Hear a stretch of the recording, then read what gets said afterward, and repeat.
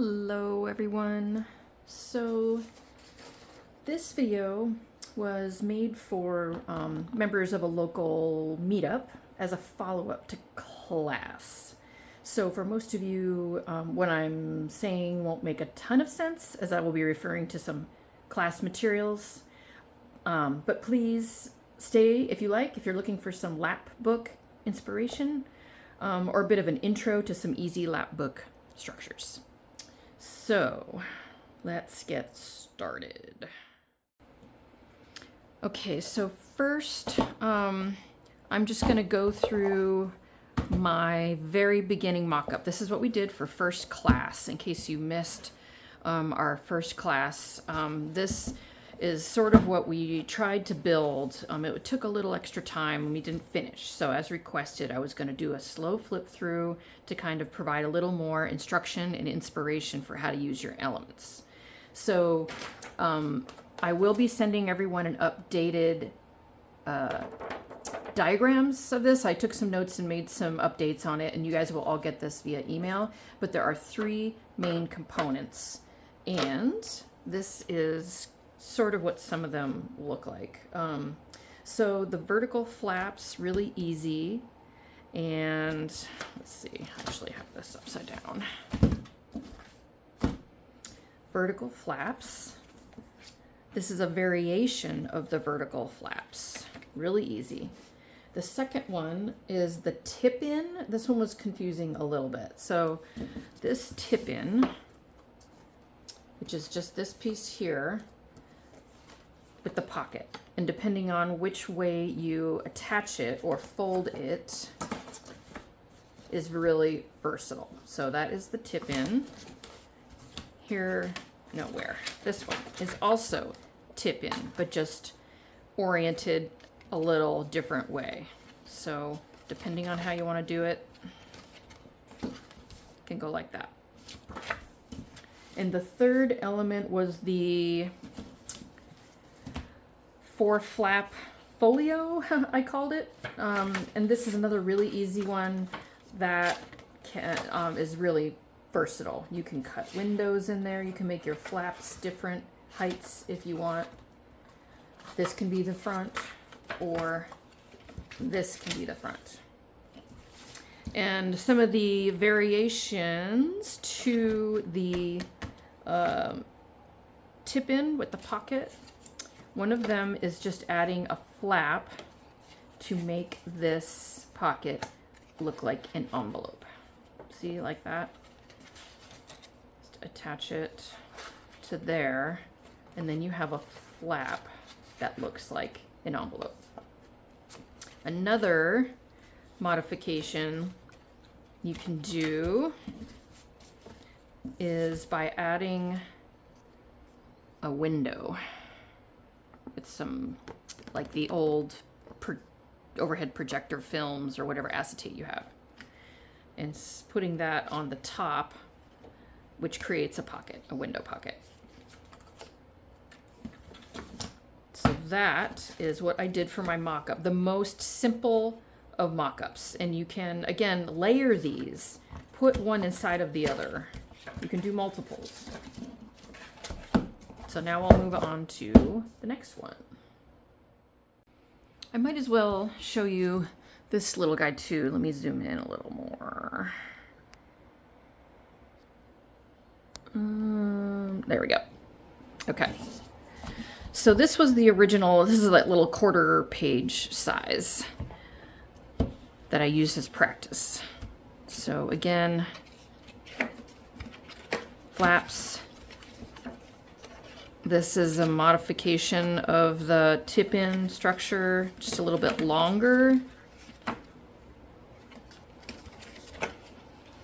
The grommets have been added, and a little notebook can go in the center. This is a version of the flaps with a tip-in of sorts. And I tried to do magnet closure, but it wasn't strong enough. Here is a version of the 4-flap folio.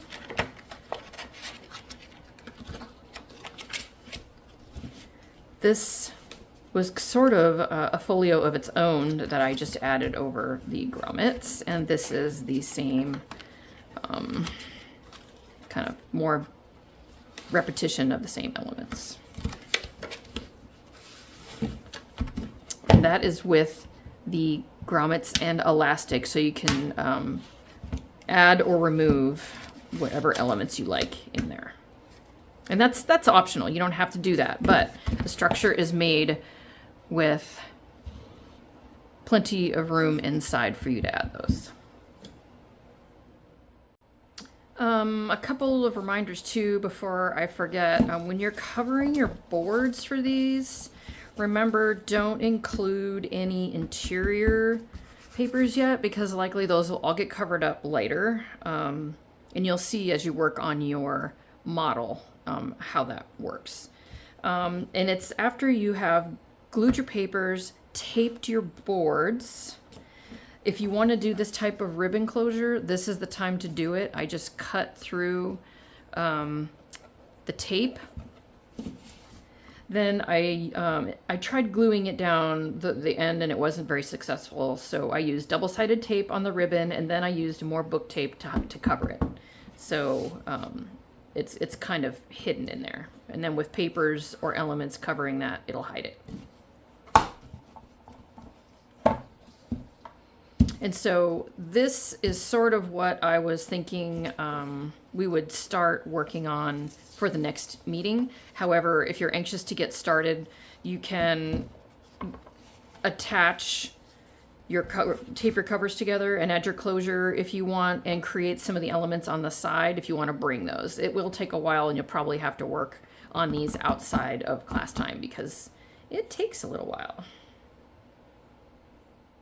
Okay, so now to the original purpose of this video, which was to do just a flip through of my final book, which is not completely finished, but well on its way.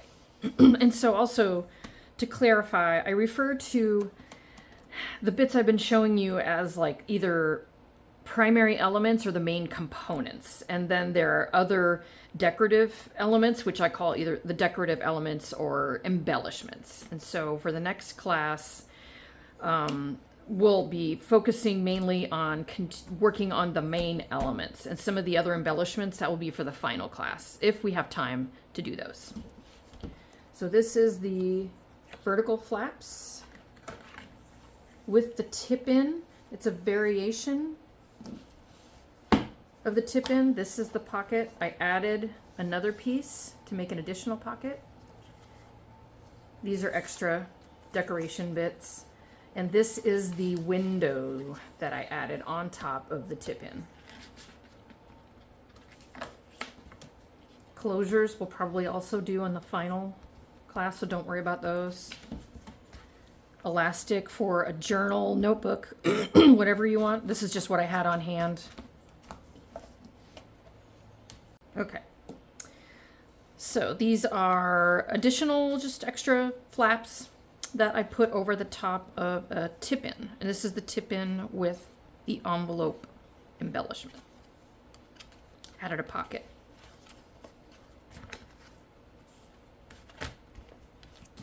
These are extra decorations. Option for a closure, a little bit of a swivel. This is the 4-flap folio. And I didn't add anything extra to this. Oh, yes I did. Envelope. But this is just a 4-flap, and it could go either way. Like such. Or like so. And the string closure was actually a happy accident. I should have, well, I intended to put it down first, but I didn't, so I ran it through the middle, which acts as sort of a belly band.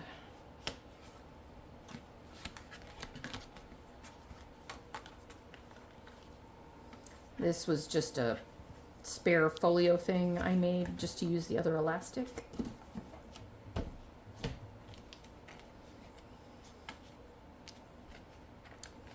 flaps with another tip in, a little bit longer tip in, using book pages with a pocket. Okay. So there's a lot of variations you can make with just those 3 elements. Almost complete.